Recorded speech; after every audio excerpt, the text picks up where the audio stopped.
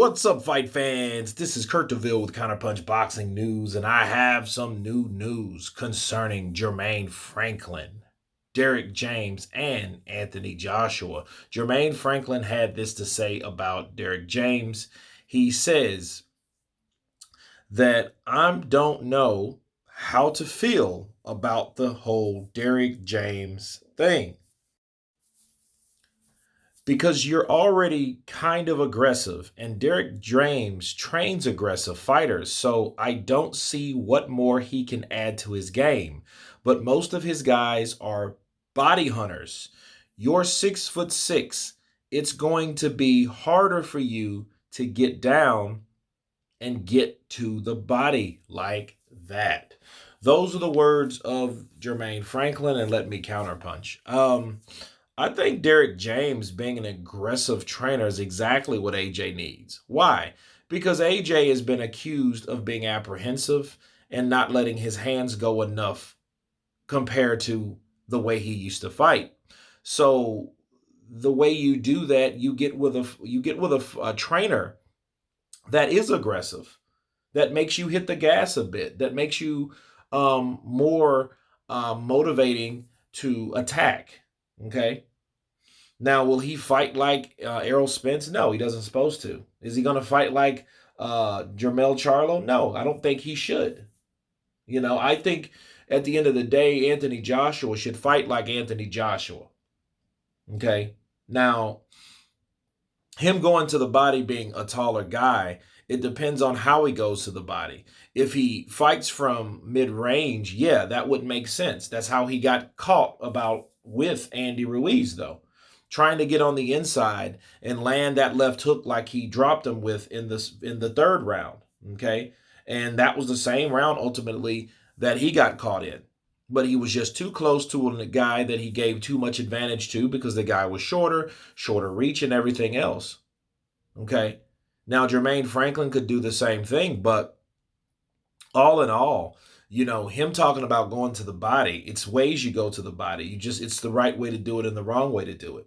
But I think Derrick James is exactly what Anthony Joshua needs, especially if Anthony Joshua personally picked Derrick James to be his trainer versus Robert Garcia, which we found out wasn't personally picked by him. He was chosen by Angel Fernandez, and he just took Angel Fernandez's word and judgment on that call. So hopefully Anthony Joshua is sincere with who he actually chose. But Derrick James, though, I think isn't talking a lot. What we did hear about him, we heard from someone else, not really necessarily him. And I think that's good. I think you should, talk less and have more results action-wise. All that talking is really not necessary from a trainer.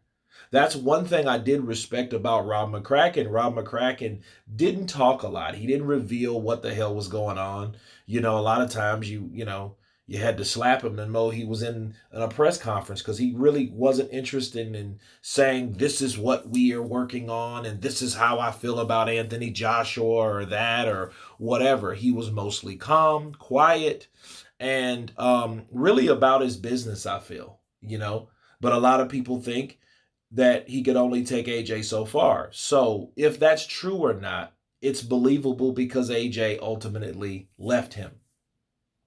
Okay, so Jermaine Franklin, doubting the Derrick James thing, I think he needs to worry more about that jab coming from the outside, especially that right hand, because he's going to have to fight to get inside. So he's going to have to fight to get inside and really pretty much stay there if he's going to inflict damage. But it is going to be a challenging fight because I do think Anthony Joshua has problems with shorter guys. So this will be a very interesting bout. But to question Derrick James and how he's going to matter, well, I think that's really not even an issue of topic.